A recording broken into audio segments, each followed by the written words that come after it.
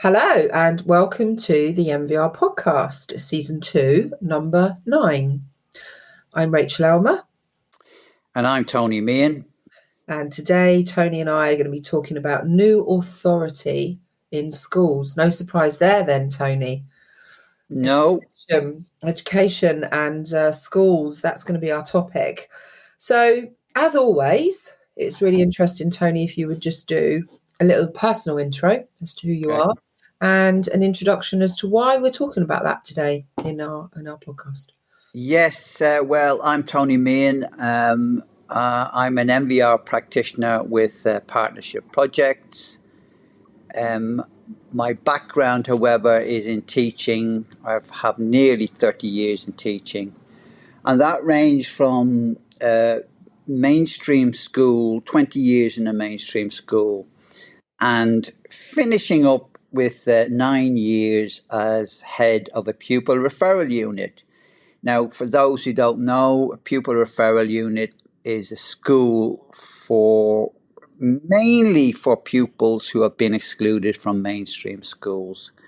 So my experience there really has informed all my thinking around behaviour and approaches to authority. Super. And a grand job you did too. Well, we'll see about that. So today we're talking about new authority in schools. What does that mean, Tony? New authority in schools? Well, I think new authority in schools is something which I came across with NVR because it's part and parcel of the NVR package, so to speak.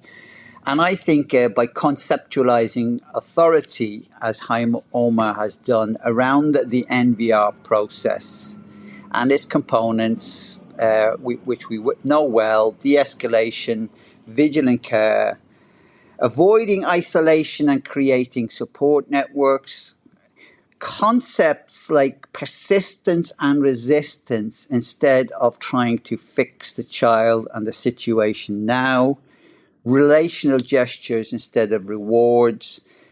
And I think Haim Omer has created a model of authority that is timely and fits our current view of society.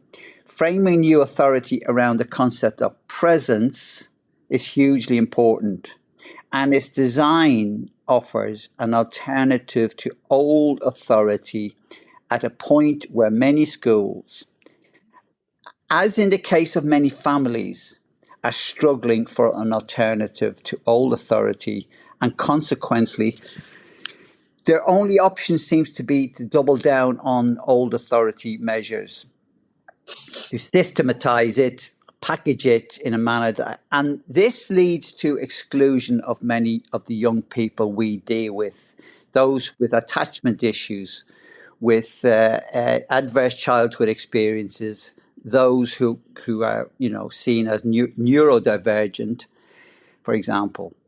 And it appeals to me because it focuses on the person, the authority embodied in the person in a classroom as the primary source of authority, offering that anchoring function that is so often needed.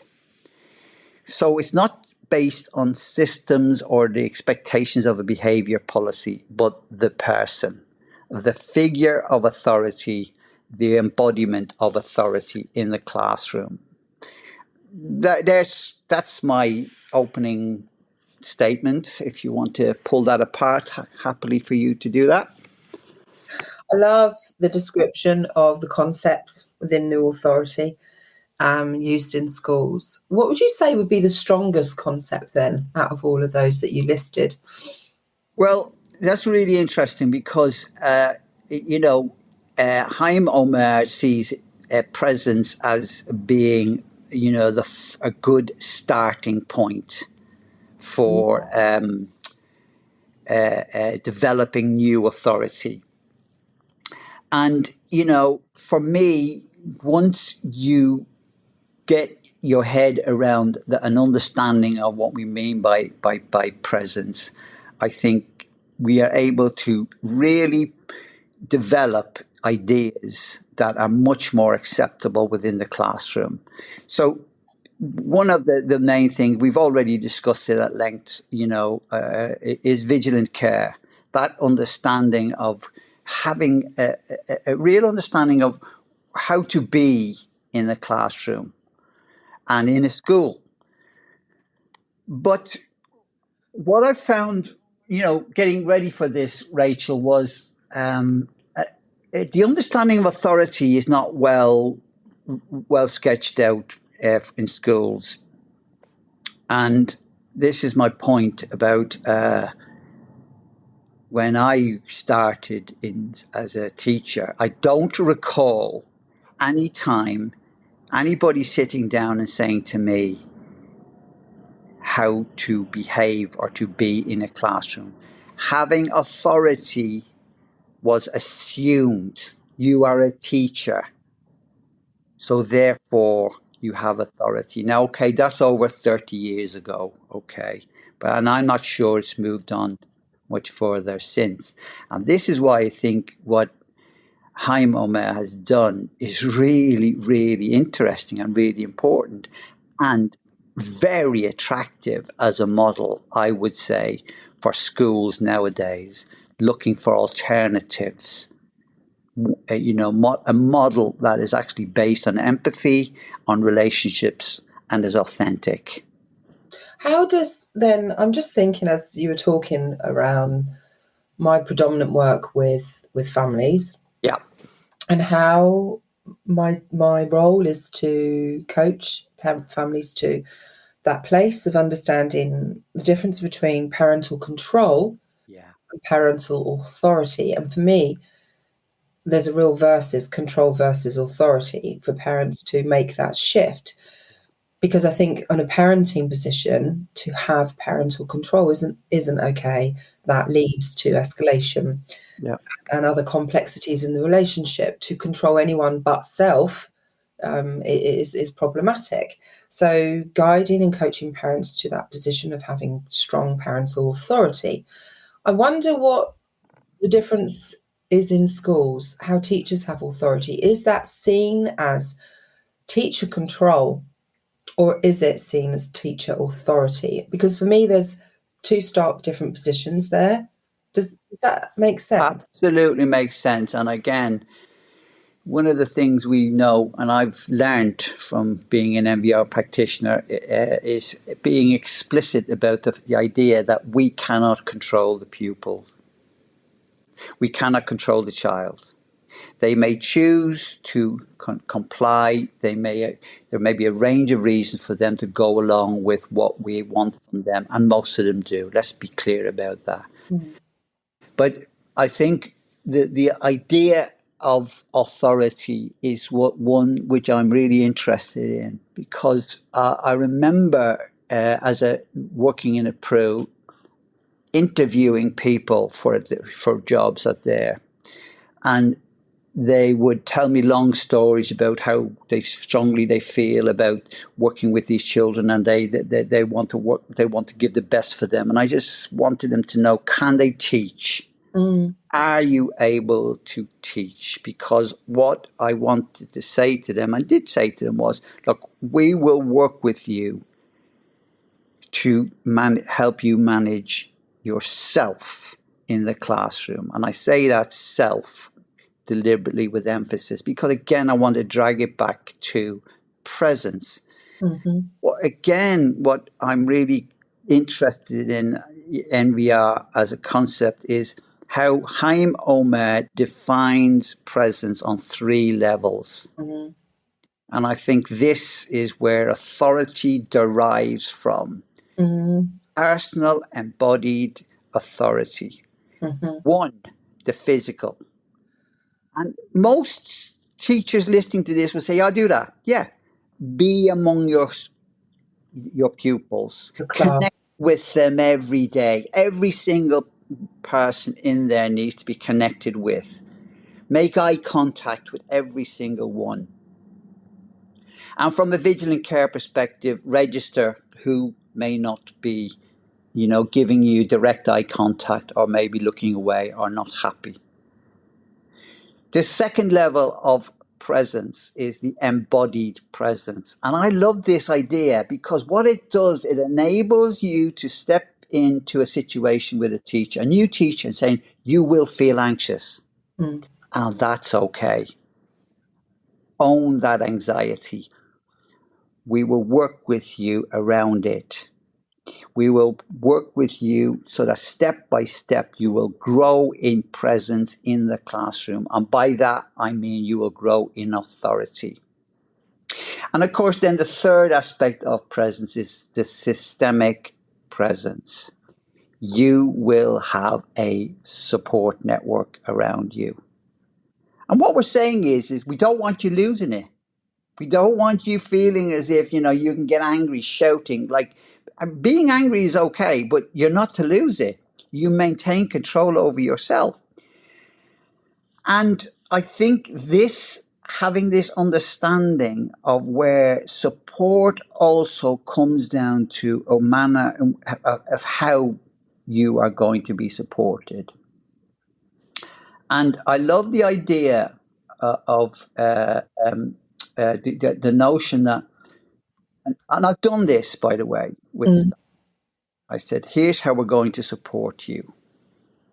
I will drop in a planned drop in. Don't forget, so much is pre-planned in NVR. And I will look at you, and if things are difficult, that's fine. I will simply say to you, is everything okay? And your response is, could you just stay for 10 minutes while I get the class settled? And then I will take a seat. I will observe what's going on, but I won't be necessarily intervening, because my presence, as I've found out, will be enough to settle the class. And then I want you to say to me, okay, thank you, I've got this. 10 minutes later, it's okay for you to leave. And I will say, yeah, fine, everything okay, that's great. I'll drop in 15, 20 minutes later. Now, what that means is that your presence is growing. You're borrowing presence from me, the senior member of staff, but I'm intervening. And in that time, your presence will rise by that much, a small amount. And then this may happen several times. But you're not isolated. So all of a sudden, this concept of presence becomes something that's explainable. And then this becomes then the culture, the I versus the we in this school. Does that sort of answer your question, Rachel? You know what I mean? It does, so beautifully, Tony. And as you're talking, I'm thinking about so that's an experience for the teaching staff to acknowledge where they need support, to identify what the support it is they need, and to work within that. So I'm curious what the children see then. What do the children see? What they see is a senior member of staff being invited I wanted into the classroom, being invited to take seats, being invited to leave, and no necessary interaction has happened to indicate that the senior member of staff is required to intervene. That's key, that. Absolutely key. Now, one of the other things, and I was reading recently, of where Haim Omer talks about, I think Peter talks quite a lot about, working alongside new teachers in a very unobtrusive manner. So you're there on their shoulder at their request. So even if there's a phone call having to be made to a difficult parent, there is somebody sitting beside you, literally just to be present with you, and maybe to talk through how the phone call is going and to give you cues. But at no point obviously, unless it gets dangerous or it gets physically challenging, is that member of staff intervening.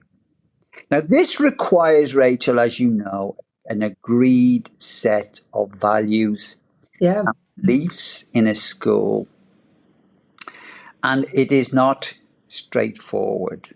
But for me, again, I keep referring back to my experience in Peru. It became absolutely critical in our dealings with young people who basically would just tell you in a range of expletives where to get off. You had to have embodied authority.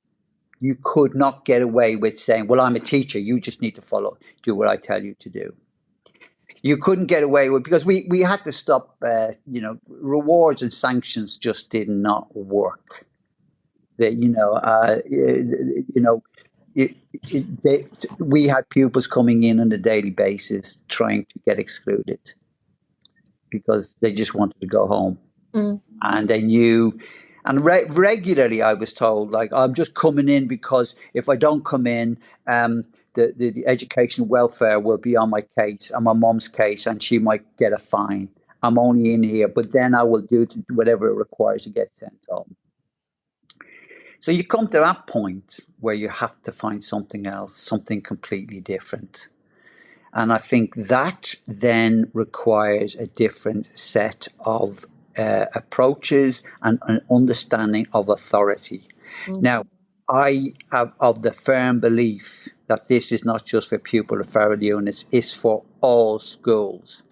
Every teacher, every member of staff who sets foot into any classroom has to be giving off something that sends a signal: this person needs to be reckoned with.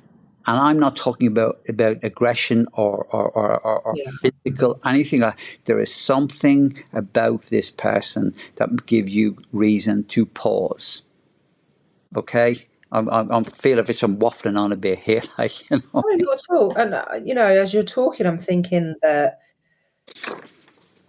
when we talk about presence with families, that it's something that runs in every session that we undertake. Yes, with yes. Parents. There's not a one surefire thing that we would do. Stand on your leg and hop 3 times, and you've got presence. It's certainly something that's grown. And you described the 3 elements of embodied presence and systemic presence and the physical presence. You can see me, I am here. Yeah. So every teacher has that. The embodied presence, and I can think of many ways of which I've had to bear my own anxieties and still hold my ground and to still remain. And alongside that, we're sort of also working within the pretext of being non-violent. Yes. So it's not just about Oh yeah. Exactly. So it's not just about, okay, I'm here, you can see me. There's the physical presence, and the embodied presence is, I'm bearing my anxieties as a newly qualified teacher, but I'm going to do that aggressively, or I'm going to do that with aggression and violence. Violence, by that we mean any behaviour that is deemed harmful. Yeah. So do you want to say a bit more about that? It's interesting because the whole concept of how you respond, not like I've used that word too often, concept, how we respond is very interesting. What I have found working with families has taught me a lot. And I think we talk about de-escalation as one of our tools that we use that's in the NVR toolkit. And many people would argue, well, I do de-escalation. Mm. But what is when you give permission to a member of staff not to respond immediately in order to fix a situation, that is very powerful. I mean, the PEN program, I think, is it, I can't remember who is it? Amiel and Maimon, I think, have written the PEN program, which stands for Presence, Empowerment and Net Support. Mm-hmm. And they talk about a concept called the bookmark. And we do this as well. Deferred, strike when the iron's cold, deferred response. And the bookmark basically is saying to teachers, there is no need to respond in the moment. What you will do is acknowledge to the child that this is not acceptable, but we are both not in a good place to deal with this, but we'll come back to it. So, and I think that's key. You're not saying, as a result of what's happened now, you're going to get fired off to a detention. You're not. You're saying, I will come back to this when I am ready. This allows you to go and get support and talk it through. And this then allows you to go off and find that child, not when they're expecting it. Mm. And all of a sudden, there's a different conversation to be had. And I just find that really fascinating, the de-escalation aspect of NVR and allowing yourself to let things go. Because, of course, then people will say, oh, well, you can't let things go. You have to deal with it there and then because you'll appear weak. And I absolutely dispute that. There's that key thing, isn't there, that understanding that if we don't address in the moment, then that brings up many genders, doesn't it? Yeah. We're weak, we've lost face, that we are unable to control a classroom. So all of that negative language that sits within a different position. So the position I choose to take is to come back to this later. Yeah. But by doing that, my peers may deem me as these, as all of these descriptive, positions. And it's how teachers can overcome that. How can teachers, and it has to come from a collective position, whole school. And there undoubtedly, I think what you often find is situations where young teachers look to older staff members who have already incorporated into their being that sort of institutional authority. Where they have been around for a long time, they know the ropes, the pupils know well how they're going to respond, etc., etc. And sometimes that's not helpful, particularly for new staff. And this is important, that any new staff or any staff who are feeling that they want to try another approach, feel that they have I use that word again, authority to defer. I will come back to this. And I think you're right. It is important that a culture exists within a school that allows that you're not seen as weak, that there isn't a sort of a sense that this is frowned upon by certain older members of staff. And I'm afraid this happens. And I think the other side of this is what I want to emphasize is this. This does not mean there are no systems in place. There are systems in place. However, I would be saying to new staff, and I'm saying whether they're experienced new staff or inexperienced new staff, is yes, we have systems, but the main source of authority is you, embodied in you, and we want to develop that sense of authority in you. And it is one that it is based upon NVR principles, new authority. We work things out together. There isn't an automatic response that this is going to happen. If you don't bring your pen into school, so therefore you have a detention, and that might sit uncomfortably with you. Well, that brings up the next sort of thought I'd made in my notes was about the consequences versus punishment. We've talked a lot in these podcasts about these different principles, but how I think parents and teachers alike Yeah. may feel confused by those different positions. Again, the consequence for not bringing in your pen is there's a detention. Well, is that a consequence or is that a punishment?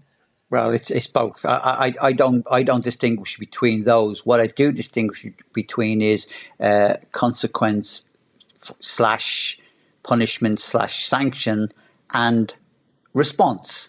And I think it's important that there is a response when there is something major is happening.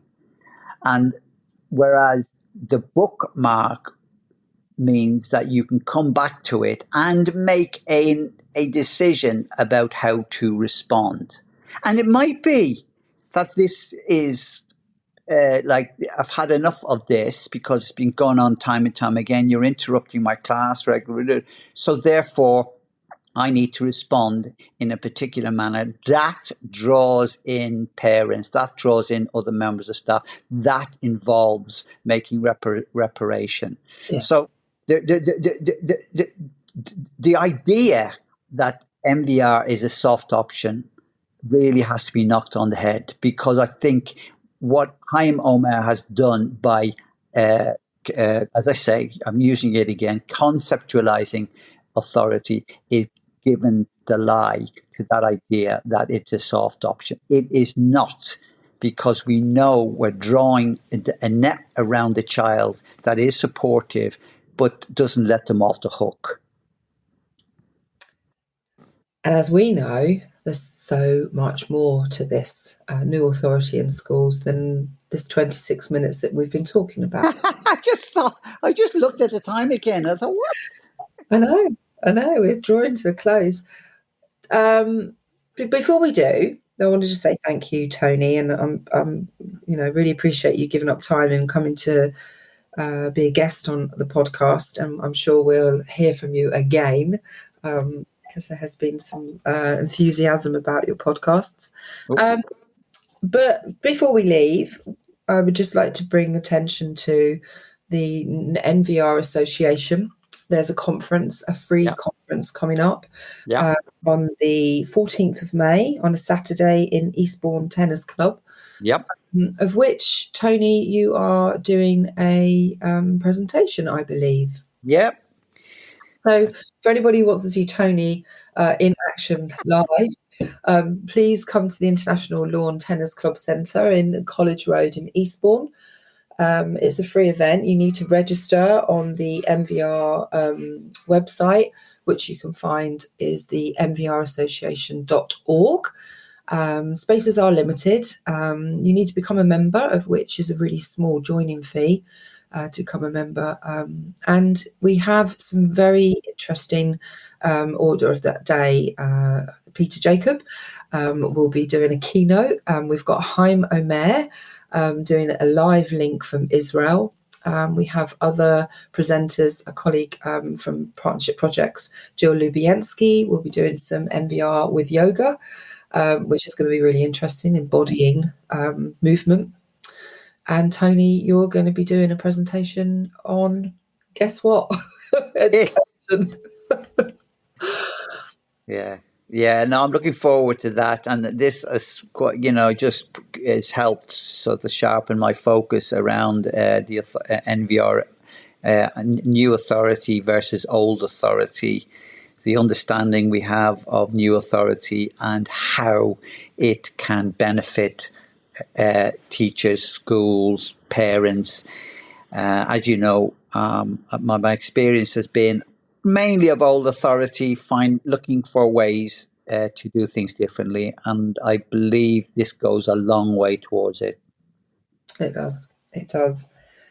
So thank you, Tony. Thanks again for your time. And I will see you in the conference in a couple of weeks, of which I'm hoping you'll have some people tapping your shoulder saying, I listened to your podcast. This is really interesting. Oh, Okay. Okay, Rachel. Great to talk to you again. And you.